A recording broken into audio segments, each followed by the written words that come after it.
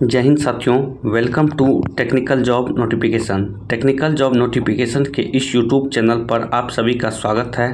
आज के इस वीडियो में हम लोग देखेंगे कि आरआरबी जेईई 2025 का जो रिक्रूटमेंट निकला हुआ है उसमें इलेक्ट्रिकल इंजीनियरिंग का हम लोग यहाँ पर कंप्लीट एनालिसिस करने वाले हैं।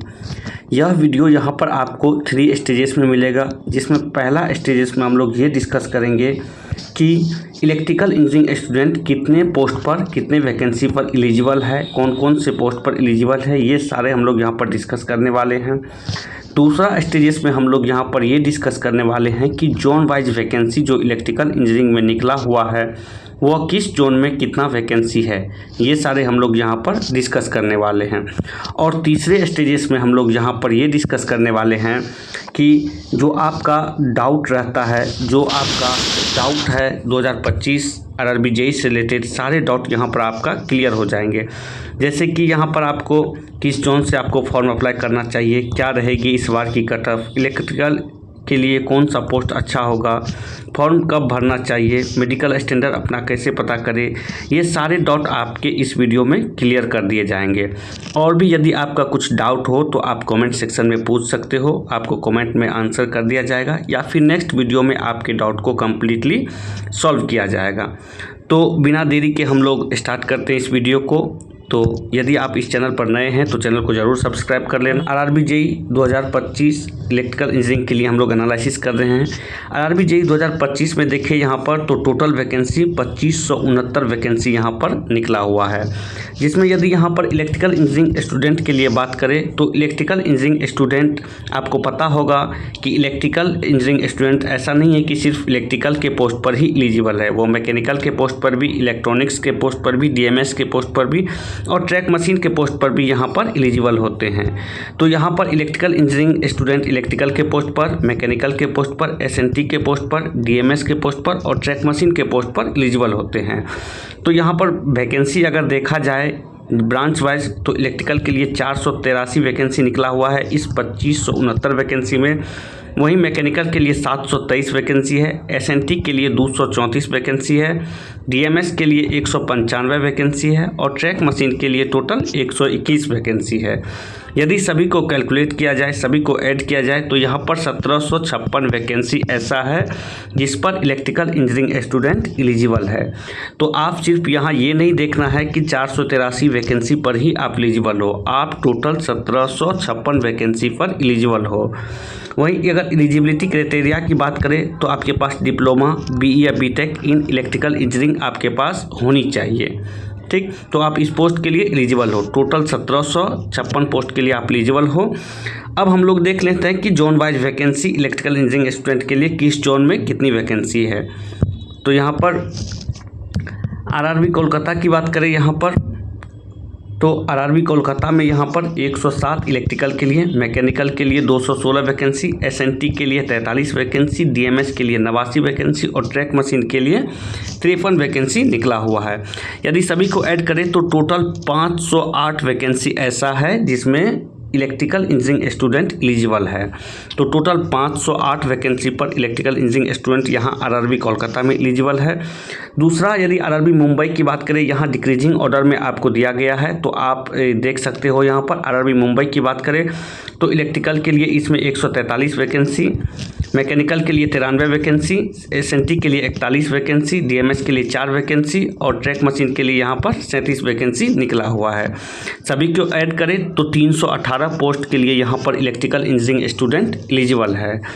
आरआरबी चेन्नई की बात करें तो यहाँ पर टोटल इलेक्ट्रिकल के लिए 24 वैकेंसी, मैकेनिकल के लिए 52 वैकेंसी, एसएनटी के लिए 12 वैकेंसी, डीएमएस के लिए 42 वैकेंसी और ट्रैक मशीन का एक भी पोस्ट यहाँ पर नहीं है। तो टोटल 130 वैकेंसी यहाँ पर आरआरबी चेन्नई में निकला हुआ है जिस पर इलेक्ट्रिकल इंजीनियरिंग स्टूडेंट एलिजिबल है। वहीं आरआरबी प्रयागराज की बात करें तो टोटल यहाँ पर कितना 15 वैकेंसी इलेक्ट्रिकल में है, 41 वैकेंसी यहाँ पर मैकेनिकल में, एसएनटी में 22 वैकेंसी, डीएमएस में 16 वैकेंसी और ट्रैक मशीन में एक भी वैकेंसी नहीं है। तो टोटल यहाँ पर 94 वैकेंसी के लिए इलेक्ट्रिकल इंजीनियरिंग स्टूडेंट एलिजिबल है।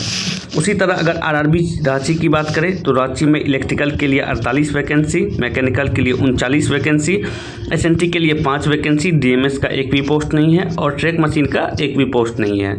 तो टोटल यहाँ पर 92 वैकेंसी निकला हुआ है जिस पर इलेक्ट्रिकल इंजीनियरिंग स्टूडेंट एलिजिबल है। इसी प्रकार आरआरबी सिकंदराबाद की बात करें तो 78 वैकेंसी ऐसा है जिस पर इलेक्ट्रिकल इंजीनियरिंग स्टूडेंट एलिजिबल है। आरआरबी जम्मू की बात करें तो 76 वैकेंसी पर यहाँ पर इलेक्ट्रिकल इंजीनियरिंग स्टूडेंट एलिजिबल है। आरआरबी अहमदाबाद की बात करें तो यहाँ पर 66 वैकेंसी, आरआरबी अहमदाबाद की बात करें तो 66 वैकेंसी पर इलेक्ट्रिकल इंजीनियरिंग स्टूडेंट एलिजिबल है। आरआरबी गोरखपुर की बात करें तो 62 वैकेंसी इलेक्ट्रिकल के लिए है। आरआरबी बेंगलुरु की बात करें तो 55 वैकेंसी पर इलेक्ट्रिकल इंजीनियरिंग स्टूडेंट एलिजिबल है। यहाँ पर सिर्फ आपको इलेक्ट्रिकल के वैकेंसी को नहीं देखना है, आप इन सभी वैकेंसी, मैकेनिकल हो, एसएनटी हो, डीएमएस हो, ट्रैक मशीन हो, सभी पोस्ट पर एलिजिबल हो। तो आप इस वैकेंसी को आपको देखना है। जब आप फॉर्म फिलअप करोगे तो इस वैकेंसी को देखना है कि आप टोटल कितने पोस्ट पर एलिजिबल हो, कितने वैकेंसी पर आप एलिजिबल हो। आरआरबी चंडीगढ़ की बात करें तो चंडीगढ़ में इलेक्ट्रिकल स्टूडेंट 51 वैकेंसी पर एलिजिबल है। आरआरबी भोपाल की बात करें तो भोपाल में यहाँ पर 48 वैकेंसी पर इलेक्ट्रिकल इंजीनियरिंग स्टूडेंट एलिजिबल है। आरआरबी बिलासपुर की बात करें तो यहाँ पर 47 वैकेंसी पर एलिजिबल है। आरआरबी पटना की बात करें तो 38 वैकेंसी ऐसा है जिस पर इलेक्ट्रिकल इंजीनियरिंग स्टूडेंट एलिजिबल है।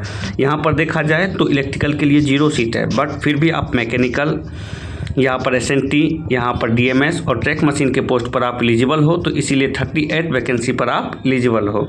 अजमेर की बात किया जाए तो यहाँ पर 22 वैकेंसी है, 22 वैकेंसी ऐसा है जिस पर इलेक्ट्रिकल इंजीनियरिंग स्टूडेंट एलिजिबल है।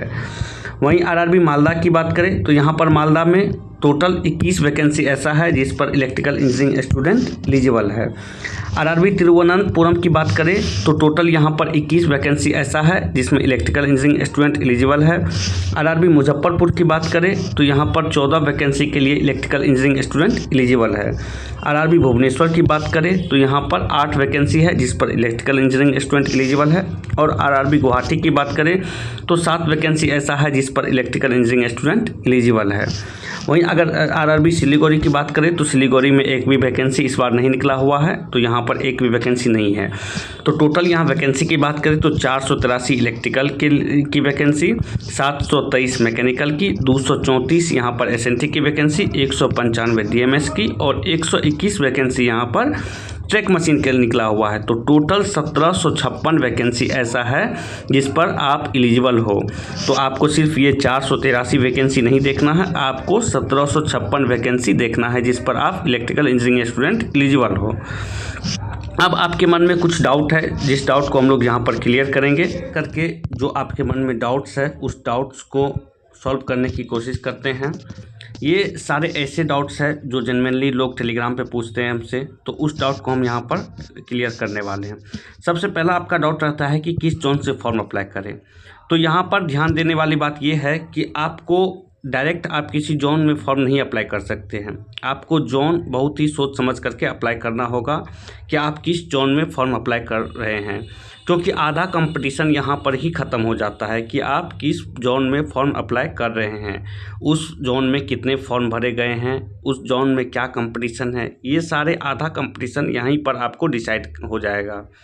तो यहाँ पर जोन बहुत सारे फैक्टर पे डिपेंड करते हैं। जैसे कुछ स्टूडेंट होते हैं कि उनको जॉब चाहिए ही चाहिए, तो वो चाहे वो नॉर्थ हो, साउथ हो, ईस्ट हो, वेस्ट हो, उन्हें जॉब चाहिए बस। तो वो किस कैटेगरी के अंदर आते हैं, वो उसको कौन सा जोन प्रीफर करना चाहिए, ये सारे मैं एक सेपरेट वीडियो में डिस्कस कर दूंगा कि आप कौन से कैटेगरी में आते हो, आपको कौन सा जोन प्रीफर करना चाहिए। दूसरा, कुछ स्टूडेंट ऐसे होते हैं जिनको सिर्फ अपना होम स्टेट आना है।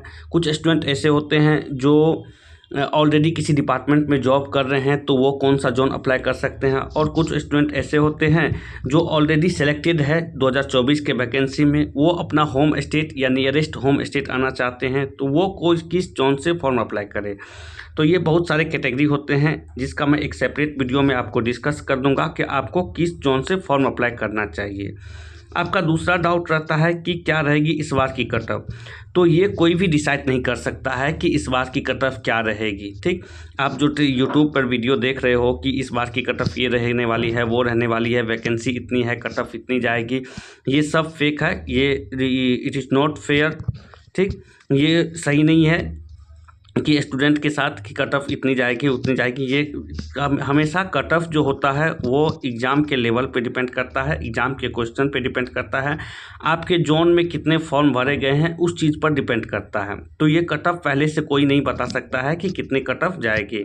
ठीक, आपको यहाँ पर अपना 100% देना है, आपके पास अभी टाइम है, आप 100 मान करके चलो कि 100 कट ऑफ जाएगी। आप अपना जो 100 मार्क्स का CBT 1 है उसको तैयारी करो, यहाँ पर आपके पास सफिशिएंट टाइम है, आपको मैक्सिमम स्कोर करना है इस 100 में।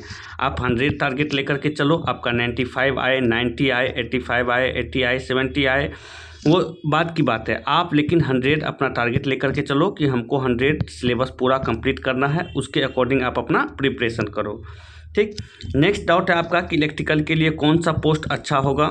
ठीक, तो यहाँ पर इसके लिए मैं एक सेपरेट वीडियो बना दूंगा कि कौन से पोस्ट, जब आप पोस्ट प्रेफरेंस करोगे तो कौन से पोस्ट आपको पहले देना चाहिए। तो ये भी बहुत सारे फैक्टर पे डिपेंड करता है। जैसे किसी स्टूडेंट को सिर्फ पैसा के लिए जॉब करना है तो उसके लिए कौन सा पोस्ट बेटर रहेगा, ट्रैक मशीन। किसी स्टूडेंट को पीसफुल लाइफ चाहिए तो उसके लिए होता है कि आप अपना जो 9 to 5 जॉब होता है जिसमें सैटरडे संडे छुट्टी होता है, उस टाइप का आप अपना पोस्ट ले लो जिसमें आप पीसफुल लाइफ अपना जी सकते हो।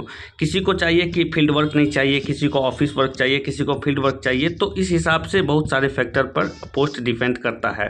तो एक एक पोस्ट को मैं यहाँ पर जो भी होगा पोस्ट प्रोफाइल, यहाँ पर जॉब का प्रोफाइल जो भी रहेगा वहाँ पर मैं डिस्कस कर दूंगा। इसके लिए मैं एक सेपरेट वीडियो बना दूंगा कि किस पोस्ट पर आप एलिजिबल हो अपने मेडिकल स्टैंडर्ड के अकॉर्डिंग, और किस पोस्ट को आपको फर्स्ट प्रेफरेंस देनी चाहिए अपने मेडिकल स्टैंडर्ड के अकॉर्डिंग। नेक्स्ट डाउट है कि फॉर्म कब भरना चाहिए। तो फॉर्म अभी आप मत भरो, 15 नवंबर के बाद आप फॉर्म भर सकते हो। ठीक, पहले आप ये डिसाइड कर लो कि आपको कौन से जोन में फॉर्म अप्लाई करने चाहिए, क्योंकि आधा कंपटीशन आपका यहीं पर होने वाला है। तो आप अभी मत भरो, आप पहले डिसाइड कर लो।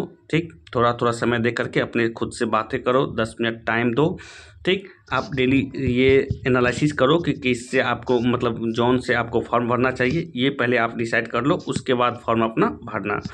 उसके बाद नेक्स्ट डाउट रहता है कि मेडिकल स्टैंडर्ड अपना कैसे पता करें। तो आप सिंपली गवर्नमेंट हॉस्पिटल या कहीं भी जा सकते हो, प्राइवेट हॉस्पिटल में भी अपना आँख चेक कर लोगे। मेडिकल कैटेगरी यहाँ पर 3 होता है, जेई के लिए A3 होता है, B1 होता है, C1 होता है। तो जब वहाँ पर जाओगे तो आपको अपना जब आँख चेकअप करवाओगे तो आपको मेडिकल स्टैंडर्ड आपको पता चल जाएगा कि कौन से मेडिकल कैटेगरी के अंदर आप आते हो। तो जब आप पोस्ट प्रेफरेंस दोगे तो उसी मेडिकल पोस्ट को आप सबसे पहले प्रीफर करना जिस मेडिकल कैटेगरी के अंदर आप एलिजिबल हो।